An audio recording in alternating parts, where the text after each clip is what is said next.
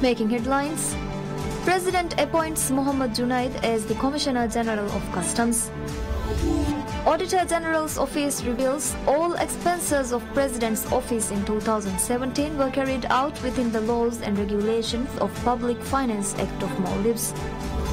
Island Aviation Services Limited commences 4 environment-friendly projects.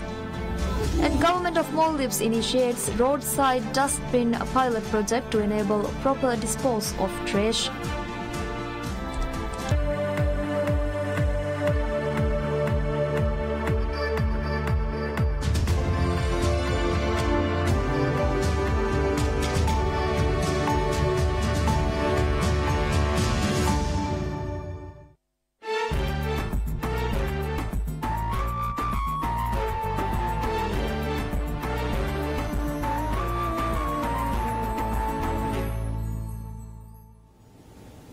Hello and welcome to PSM News in English with me, Fatma Sara.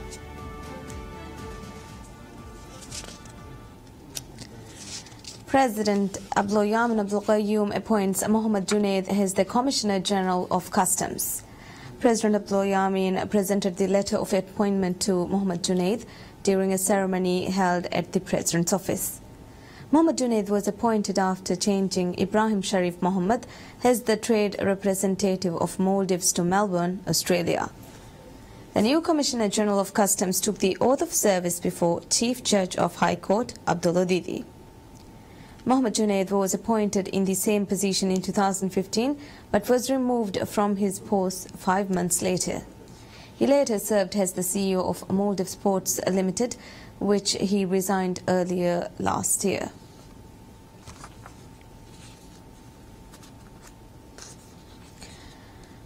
Auditor General's Office reveals all expenses of President's Office in 2017 were carried out within the laws and regulations of Public Finance Act of Maldives. According to Audit Report 2017 of President's Office, all expenses of President's Office and presidential residences of Muliage and Hilalige achieved the objectives of state budget.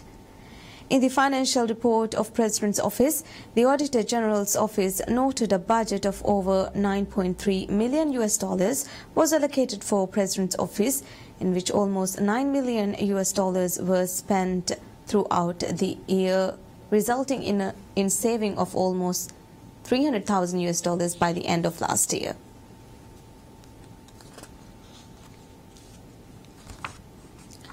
Island Aviation Service Limited commences 4 environment-friendly projects.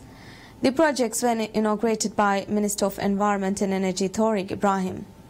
The projects include working towards a solar-powered seaplane terminal and hangar, transition from plastic tumblers to paper cups on board Maldivian flights, transition to LED lights on board all Maldivian aircrafts and company premises, and to implement a company-wide recycling program.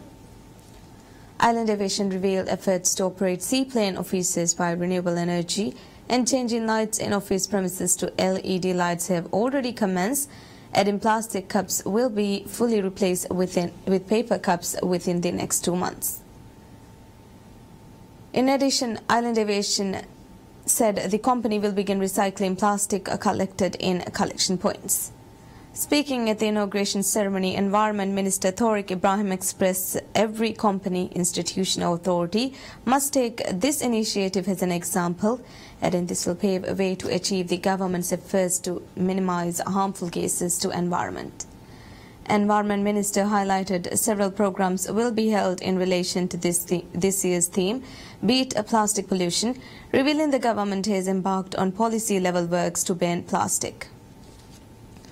Moreover, Minister Tariq said collective efforts is crucial to overcome environment challenges. Minister advised to choose reusable objects rather than plastics. Island Aviation presented a plaque in recognition of works by Environment Minister Tariq Ibrahim. Government of Maldives initiates a roadside dustbin pilot project to enable proper disposal of trash. In a ceremony held by the Ministry of Environment and Energy and Waste Management Corporation (MEMCO), dustbins were placed in 4 areas in the capital city, Malé. The first dustbin were kept by Minister of Environment and Energy Tariq Ibrahim, Deputy Minister of Environment Ali Amir and Chairman of WEMCO Mohammed Siraj. Addressing the function, Environment Minister Tariq Ibrahim said the main objective of the project is to ease issues related to dumping waste and to eliminate the collection of waste to roadside junctions. Noting that public complaints there are no dustbins kept in roads to put waste, Minister expressed hope the project will solve these issues.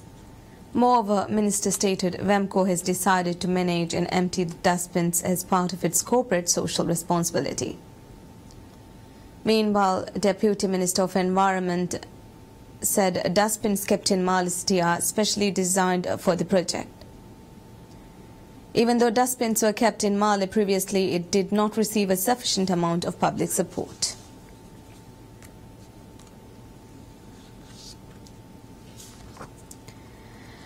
Health Protection Agency HPA reveals over 18,000 patients sought medical attention within the past 2 weeks following symptoms of flu and influenza. According to HPA, cases of flu, cold and influenza are still relatively high. Noting current flu outbreak is caused due to an influenza virus, HPA urged to stay vigilant for an outbreak of flu and influenza with all necessary precautions taken. HPA advises to take precautionary measures like covering mouth while coughing and sneezing, paying attention to personal hygiene and avoiding public gatherings. HPA has also advised to undergo vaccination to avoid catching the flu.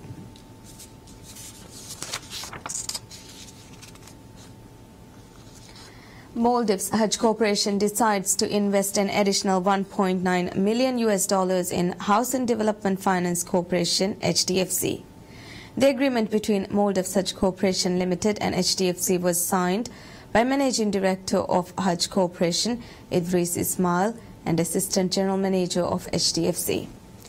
According to Hajj Corporation, the investment will be made through products of HDFC, which permits Islamic Sharia spread across a period of 5 years. Hajj Corporation, which has been investing in HDFC since 2015, added, the corporation aims to decrease the amount paid on Hajj trips by individuals through such investments. Maldives Hajj Corporation was formed under a presidential decree in 2013 to pave the way for all citizens of Maldives to perform their Hajj with an affordable cost while safeguarding the finances of Maldivians who are willing to perform Hajj and Umrah.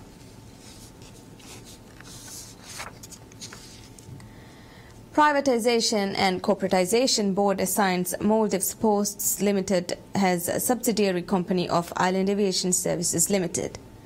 A new statement publicized by Privatization and Corporatization Board said the government has amended the shareholder structure of 200% government-owned companies, which are Island Aviation and Maldives Post. According to the board, following these changes, Maldives Post Limited will be a subsidiary company of Island Aviation, which will be holding 99% share, with Maldives Airports Company MACL holding the remaining 1% of share. Privatization Board stated this will also change the works conducted by Post Office, rights bestowed by law and goods carried by the company.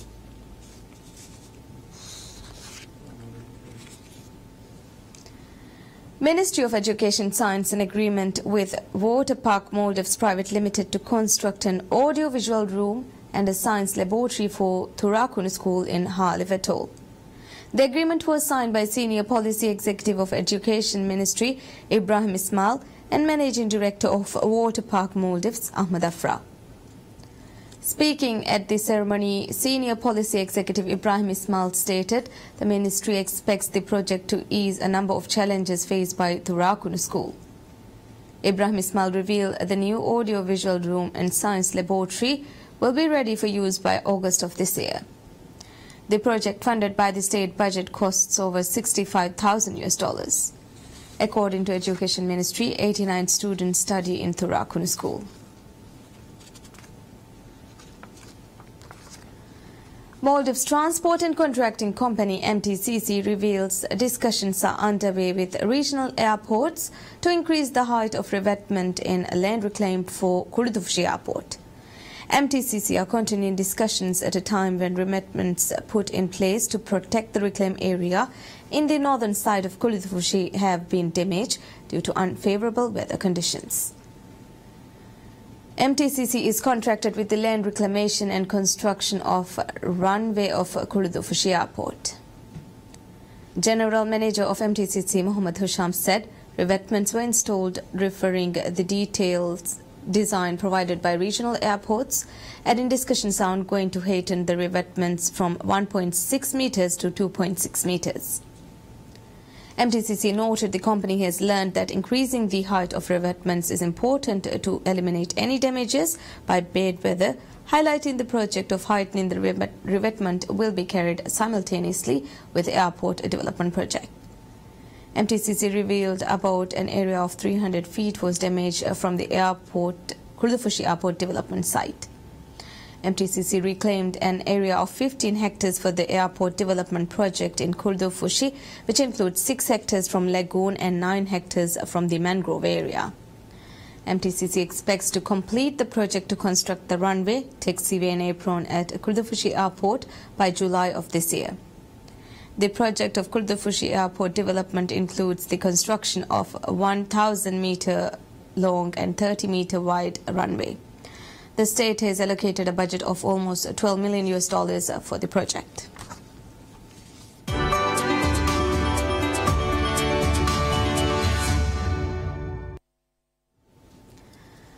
Customers felt the pinch of soaring prices as a 10-day farmers' strike has paralyzed a fresh supply of farm produce at vegetable markets in parts of India. Wholesale markets in India's central Bhopal city were largely deserted and sellers were seen sitting idle as transporters are coming with half of their producers to sell in the market. Wholesale market sellers said that business was down to 10% from a thriving 90% due to the ongoing strike by farmers around the country. Vegetable markets were also under stress in northern Ludhiana city as both sellers and customers were facing the brunt of the steep rise in prices of vegetables.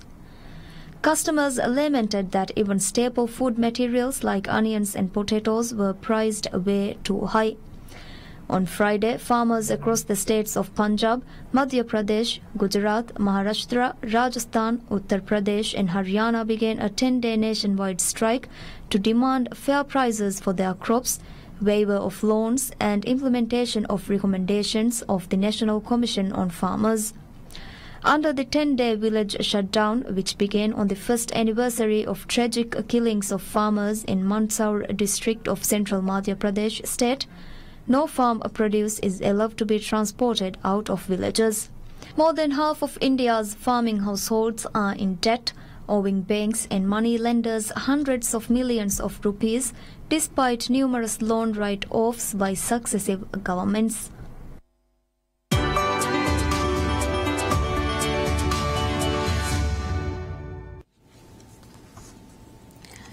As Singapore gears up to host US President Donald Trump and North Korean leader Kim Jong-un in their first ever summit, political watchers say the tiny city-state is shaping up to be a diplomatic hub of sorts. Senior fellow at Yusof Ishaq Institute in Singapore, Malcolm Cook said choosing the location was a process of elimination. After North Korea, the United States and the Panmunjom border village were ruled out, Singapore remains one of the logical choices due to its neutrality. The country is also within a range of cargo planes flying out of North Korea. One limitation is also geographic, because North Korean cargo planes have a limited flight duration, so they can land in Singapore, but they couldn't, for example, go to Australia or somewhere. So Singapore is in range, isn't a key participant in the Korean peninsula. Singapore is a very safe place to hold these things. Singapore has held many high-level diplomatic events before and summits with no problems at all.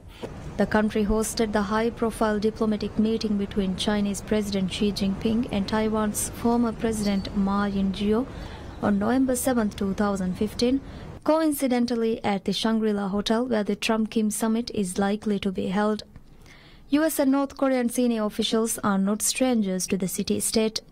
In July 2008, the Shangri-La was the venue for six-party talks over North Korea's nuclear weapons program when former US Secretary of State Condoleezza Rice met with foreign ministers from the two Koreas as well as China, Russia and Japan. But come June 12th, Trump will remain the first sitting US president to have a face-to-face meeting with a North Korean leader. Former US Presidents Jimmy Carter and Bill Clinton had both visited the reclusive state after their terms in the Oval Office ended.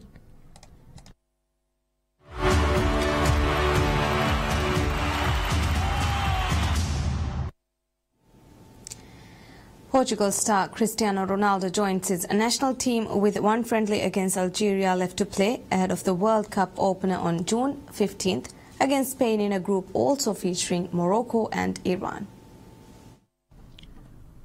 Portugal will also have to carry the high expectations that come with being European champions and boasting one of the world's two best players. Ronaldo has scored for his country in 7 major tournaments in a row, the last 3 World Cups and last 4 European Championships. The Portugal and Real Madrid striker caused a stir when he hinted after winning the Champions League on May 26th that he may be leaving the Spanish club, although he later regretted the timing of his comments.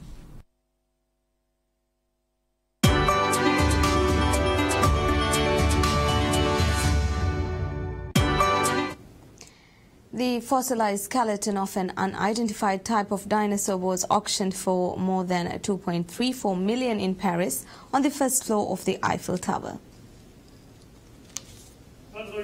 Auctioneer in charge of the sale, Claude Egutes, told Reuters the buyer is a French private individual who has promised the mystery dinosaur fossil will still be visible by the public.